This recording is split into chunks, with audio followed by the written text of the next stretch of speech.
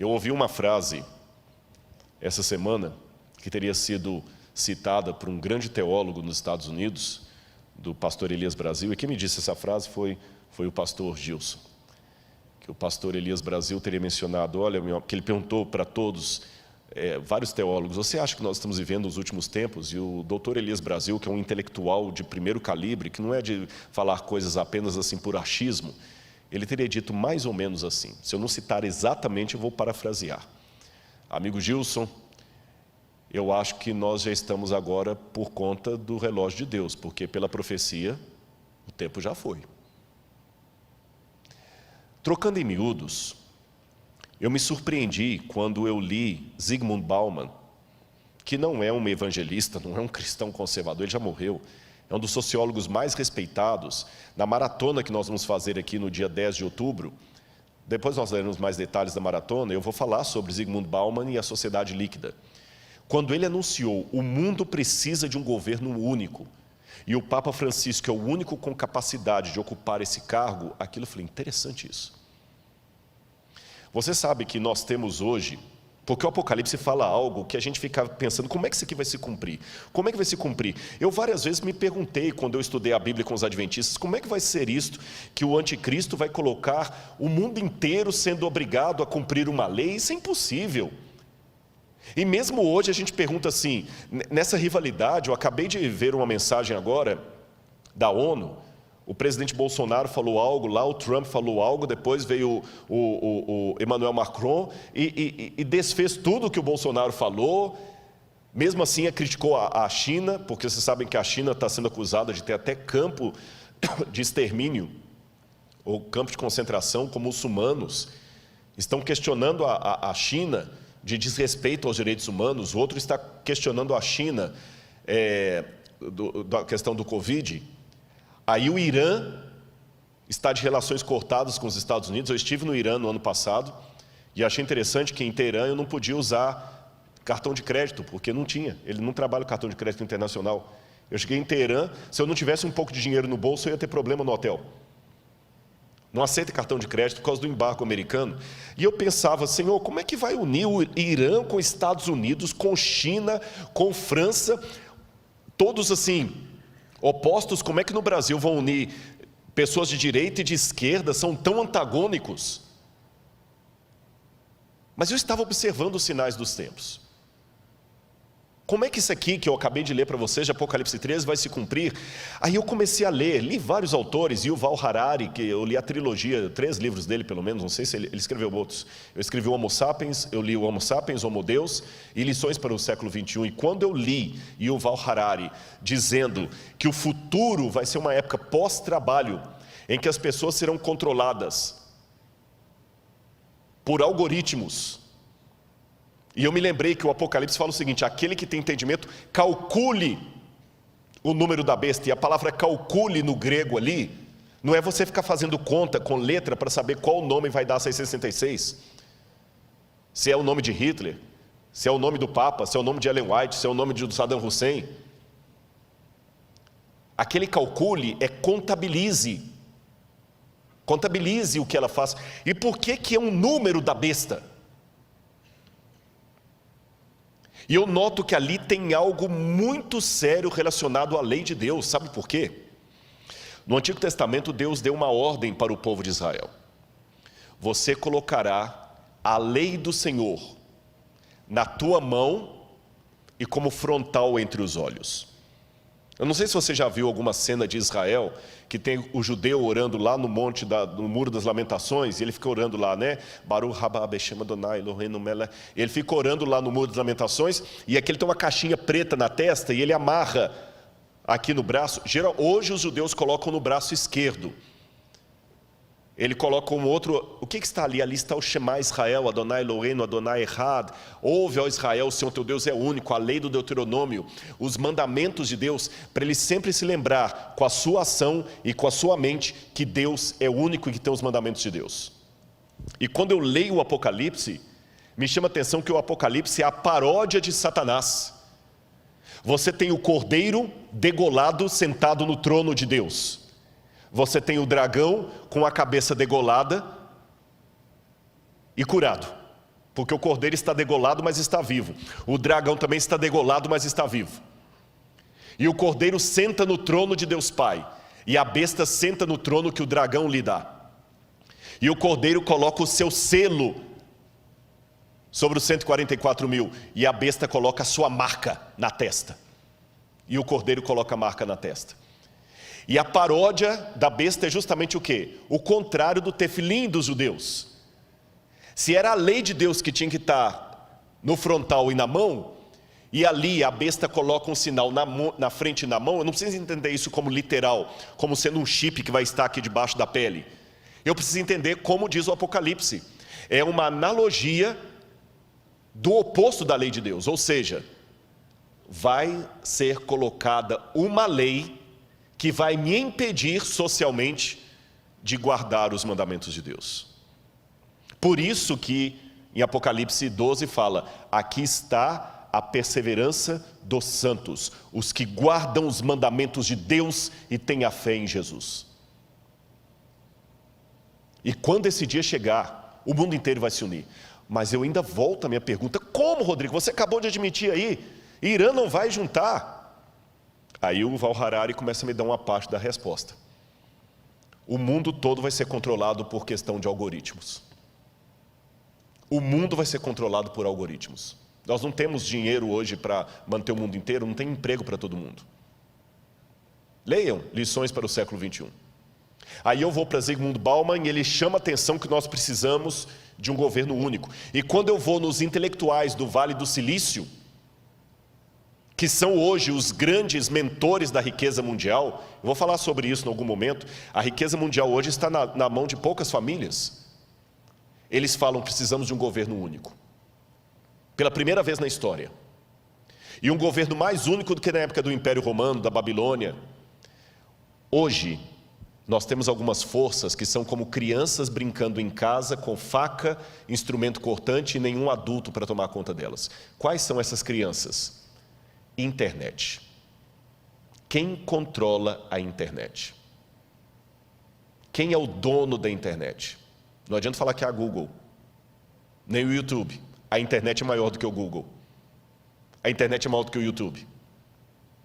E tem um documentário da Netflix, agora eu assisti até a metade. Não consegui assistir o resto por falta de tempo.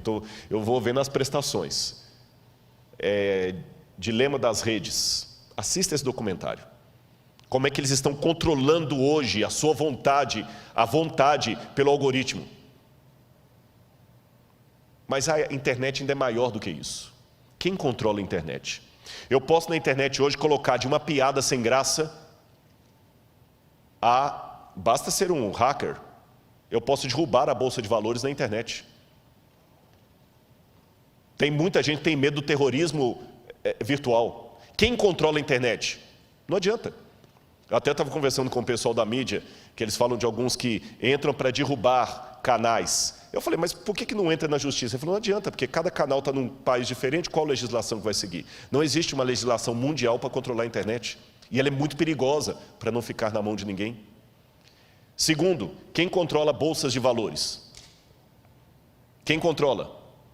Hoje é tudo na base da especulação. Teve o problema na China, o Brasil agora está com 800 bilhões de déficit por causa da China. Quem controla a bolsa de valores? Está tudo ligado. Se cair a bolsa de valores de Hong Kong, você nunca foi a Hong Kong e você pode perder o seu emprego aqui por causa disso. A montadora vai fechar porque caiu uma bolsa de valores onde você nem existia. Bolsa de valores é especulação. E quem controla uma criança tão perigosa como essa? Terceiro, tráfico de drogas e de armas. Lavagem de dinheiro. Qual a legislação internacional?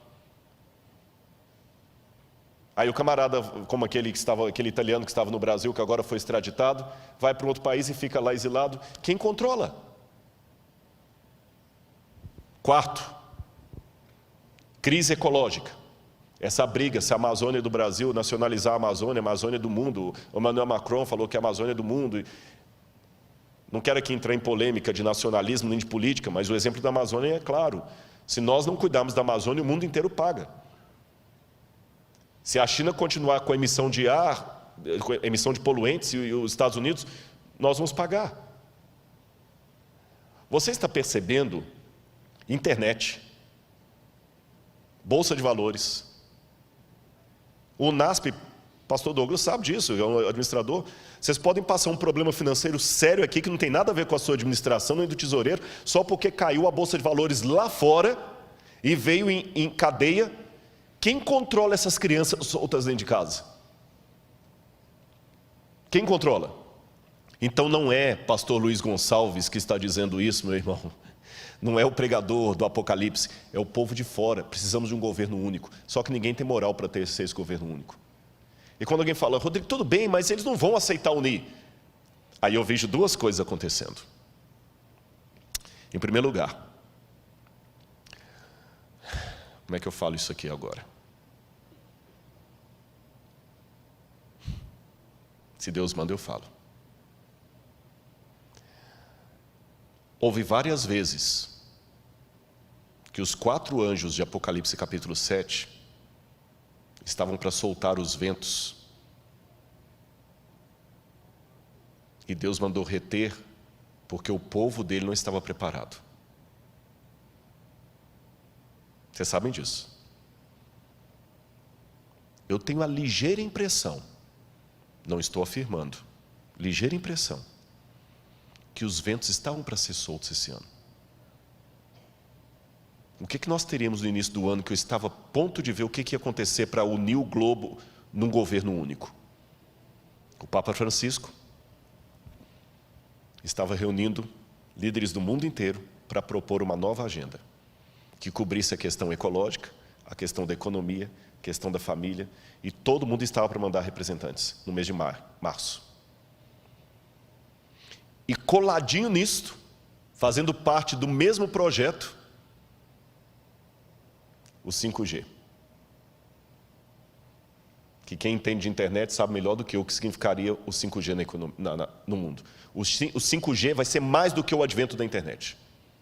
O mundo seria outro. E na hora que essas duas coisas estavam para transformar o mundo, Covid. Parou tudo. Estou perguntando, não estou afirmando. Estou pensando com os meus botões.